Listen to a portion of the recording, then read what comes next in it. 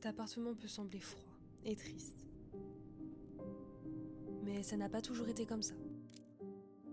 C'est vrai, quelques mois en arrière, les murs étaient colorés, et nos jours ensemble illuminaient la pièce. Mais un jour, la lumière a disparu, laissant derrière elle une pièce vide et froide. Peu de temps après, une ombre est apparue. J'ai commencé à la voir partout, comme si elle m'observait. Pour la faire disparaître, je pensais à ma lumière. Nos longues balades en forêt l'automne, nos journées d'hiver à faire le plus gros bonhomme de neige possible. Nos printemps passés dans les lieux les plus fleuris de la ville. Les soirs d'été à attendre le coucher de soleil.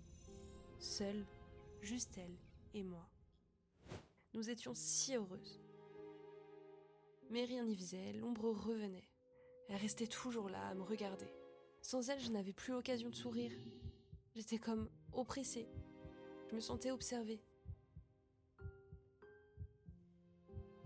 Je ne répondais plus aux messages. Aucun d'eux pouvait m'apporter le sourire qu'elle avait emporté. L'école proposait des séances avec une psy.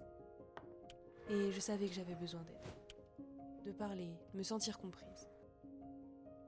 C'est un temps qui me permettait de faire face à un quotidien qui était devenu trop douloureux. Parler me faisait du bien. Plus le temps passait et plus mes pensées s'apaisaient. Je m'étais même fait un nouvel ami. Et quelque chose se produit.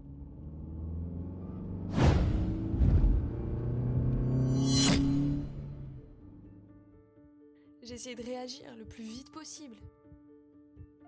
Mais encore une fois, il n'y avait rien à faire.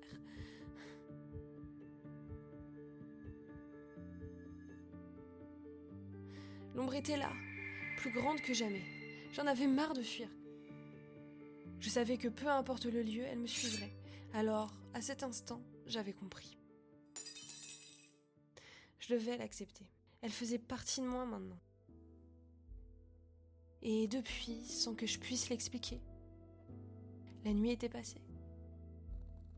Notre appartement retrouvait ses couleurs et la lumière retrouvait sa place, là où elle avait toujours été.